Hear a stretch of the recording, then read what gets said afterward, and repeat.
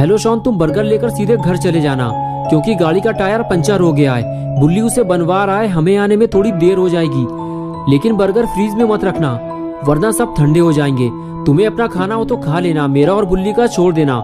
Shawn बोला हाँ ठीक है गुल्ली, मैं बर्गर लेकर घर जा रहा हूँ, लेकिन ज्यादा देर मत करना वरना एक भी बर्गर बचेगा नहीं। तुम्हें पता है ना कि शॉन कितना बड़ा चटोरा है। बर्गर मेरे सामने रहेंगे तो मैं अपने आप को ज्यादा देर तक रोक नहीं पाऊंगा, समझ गया ना तुम। गुल्ली शॉन से बात कर ही रहा था कि तभी बुल्ली आ गया और कहने लगा चलो गुल्ली काम हो गया है। शॉन का फोन है क्या? गुल्ली बोला हाँ बर्गर मिल गए हैं उसे, वो घर लेकर जा रहा है। बुल्ली ने कहा गुल्ली तुम उससे कह दो स्कूटर चलाते हुए बात मत करो, एक्सीडेंट बहुत होते हैं इससे, और मौसम भी कुछ ठीक नहीं लग रहा है, जितने जल्दी हो सके घर चले जाओ। बुल्ली ने जो कुछ भी गुल्ली से कहा गुल्ली ने शॉन से बता दिया। लेकिन शॉन बोला गुल्ली तुम डरो मत, मैं सालों से स्कूटर चला रहा हूँ, मुझे कुछ नहीं होगा। और तभी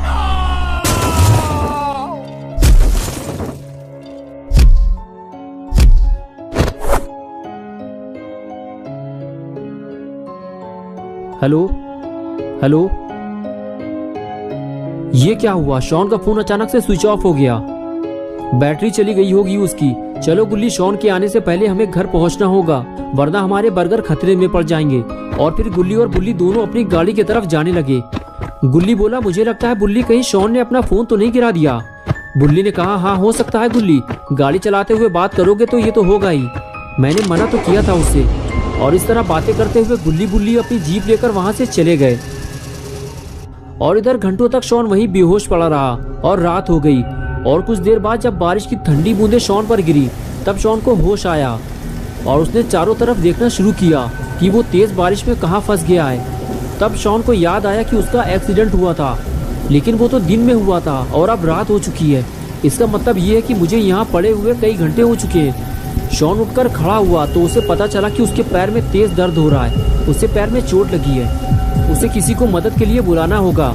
लेकिन यहाँ आसपास तो कोई नहीं है। अगर शॉन को गुल्ली और बुल्ली की मदद चाहिए तो उसे अपना फोन ढूंढना होगा। और शॉन अपना फोन ढूंढने निकल पड़ा।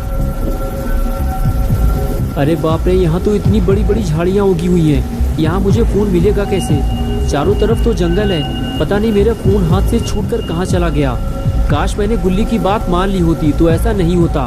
लगता है आज की रात मुझे इस जंगल में गुजारनी होगी, वो भी अकेले।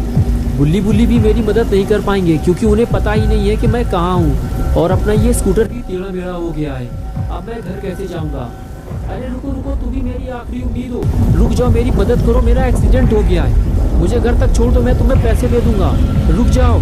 अरे यार कोई भी मेरी मदद करने को तैयार नहीं है और हम हर वक्त दूसरों की मदद करने को तैयार रहते हैं। आज मुझे पता चला है कि ये दुनिया कितनी मतलबी है। अब मैं किसी से मदद नहीं मांगूंगा, बस बैठकर इंतजार करूंगा।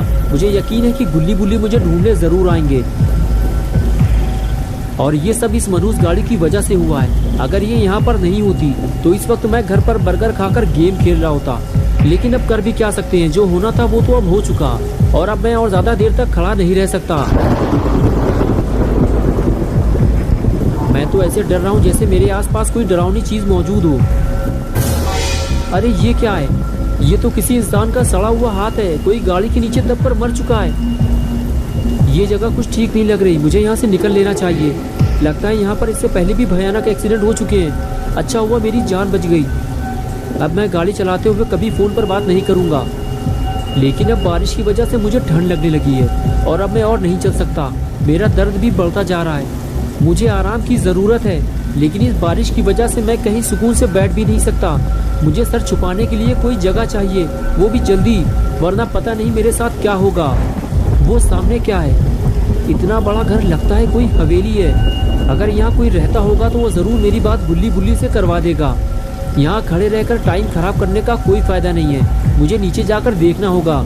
अगर यहाँ भी किसी ने मेरी मदद नहीं की तो शायद आज की रात मेरी आखिरी रात होगी। और जब गुल्ली बुल्ली मुझे ढूंढते हुए यहाँ तक आएंगे तो उन्हें सिर्फ मेरी लाश मिलेगी और कुछ नहीं। ये जगह कितनी अजीब लग रही है, लगता है यहाँ कोई रहता ही नहीं है। चारों तरफ बड़ी बड़ी झाड़ियाँ और कूड़ा कबाड़ फैला हुआ है। देखकर तो ऐसा ही लग रहा है कि ये जगह सालों से वीरान पड़ी हुई है। ये आवाज़ कैसी थी? अरे ये तो बिल्ली है, इसने मुझे डरा दिया। ए काली बिल्ली आओ, मेरे पास आओ।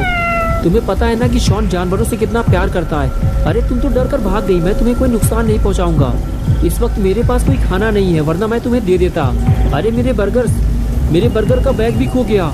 मैं तो भूल ही गया था कि मेरे पास बर्गर भी थे, लेकिन वो जहाँ भी पड़े होंगे भीग कर खराब हो चुके होंगे। अब उन्हें ढूंढने का कोई फायदा नहीं है। चलो पहले जिस काम के लिए आया था उसे पूरा कर लूँ पहले।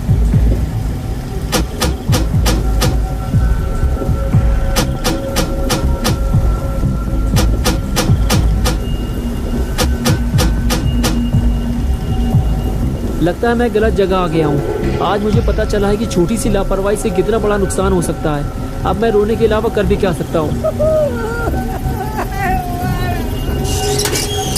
अरे ये क्या हुआ, गेट खुल गया।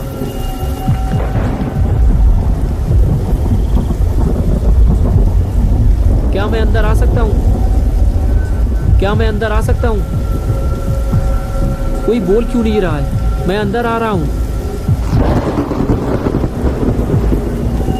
ये क्या है? ये तो कोई वीरान पुरानी हवेली लग रही है। इसे देखकर तो लगता ही नहीं है कि यहाँ सालों से कोई रहता भी होगा।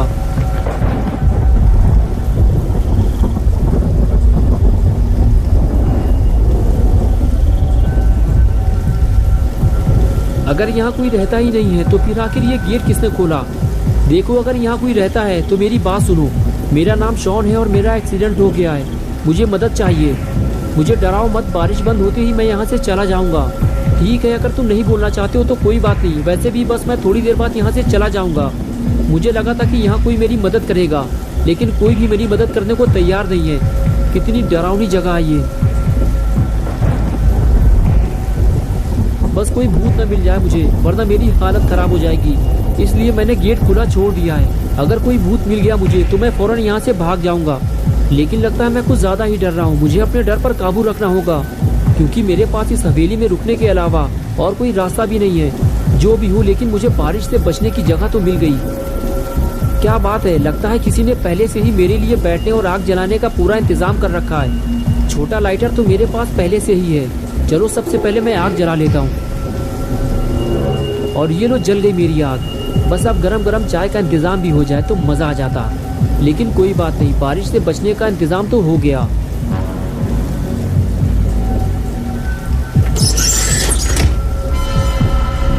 ये कैसी आवाज है? कौन है वहां पे?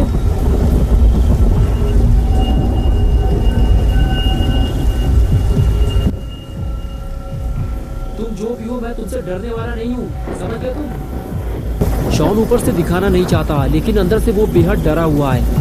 दोस्तों, क्या होगा अब शॉन का? इस हवेली में आने की शॉन क्या कीमत चुकाएगा? बुल्ली बुल्ली शॉन को यहाँ से ले जाएंगे या फिर शॉन यहीं मर जाएगा? ये सब हम देखेंगे पार्ट 2 में। तो दोस्तों, अगर आप पार्ट 2 देखना चाहते हैं तो इस वीडियो को लाइक करें और चैनल को सब्सक्राइब करें। बेल आइकॉन प्रेस करके ऑल नोटिफिकेशन ऑन करना ना भूलें।